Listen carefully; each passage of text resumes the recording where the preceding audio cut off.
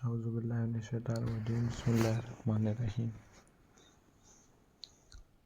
جب اذان کسی اور کے لیے تھی، ساجد کی زندگی اب معمول پر آ چکی تھی۔ فجر اس کی عادت بن چکی تھی، مغرب اس کی ترجیح، مگر ہدایت کا سفر کبھی سیدھا نہیں ہوتا۔ ہر موڑ پر ایک نیا امتحان ہوتا ہے۔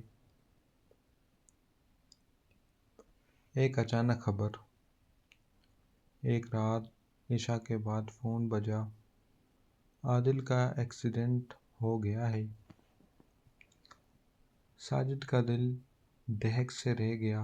وہی لفظ، وہی منظر جو کبھی اس کے ساتھ ہوا تھا۔ وہ فوراً ہسپتال پہنچا۔ ہسپتال کا کمرہ، عادل بے ہوش تھا، مشینیں چل رہی تھی، عادل کی ماں رو رہی تھی۔ ساجد دروازے کے پاس کھڑا تھا، خاموش۔ اسے اپنا وہ لمحہ یاد آ گیا جب وہ خود اس بستر پر تھا۔ اذان کا وقت،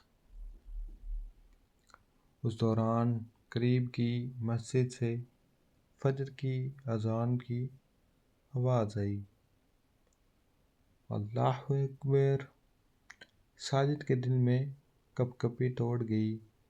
وہ عادل کے قریب آ گیا، آہستہ سے اس کے کان کے پاس بولا، یار اذان ہو گئی ہے، واپس آ جا، ابھی بہت سجدے باقی ہیں۔ آنکھوں سے آنسو گر رہے تھے۔ وہ کچھ لمحے خاموشی رہی، پھر مشین کی آواز بدلی، ڈاکٹر دوڑے آئے۔ چند منٹ بعد عادل کی آنکھوں میں ہلکی سی حرکت ہوئی۔ ماں سجدے میں گر گئی۔ ساجد دیوار سے لگ کر کھڑا ہو گیا، سانس تیز، آنکھیں نم۔ ایک نئی ذمہ داری۔ چند دن بعد عادل ہوش میں آ گیا۔ سب سے پہلا جملہ اس نے کہا، اذان سنائی دے رہی تھی؟ ساجد مسکرا دیا، ہاں، اس بار اذان تمہارے لیے تھی۔ بدلتی ہوئی محفل، اب وہی دوستوں کا گروپ ہفتے میں ایک دن مسجد میں بیٹھتا تھا۔ کوئی قرآن پڑھتا، کوئی خاموش بیٹھا رہتا، کوئی صرف آنکھیں بند کر کے سوچتا، مگر سب کے دل بدل رہے تھے۔ ساجد کا اعتراف، ایک رات ساجد سجدے میں بولا، یا اللہ! میں تو خود بھاگنے والا تھا، تو نے مجھے روک لیا۔ اگر میں اس دن چلا جاتا تو شاید عادل آج یہاں نہ ہوتا۔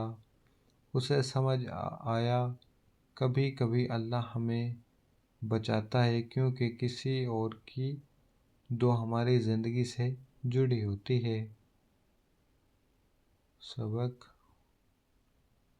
نمبر 1، ہدایت صرف اپنے لیے نہیں، دوسروں کے لیے بھی ہوتی ہے۔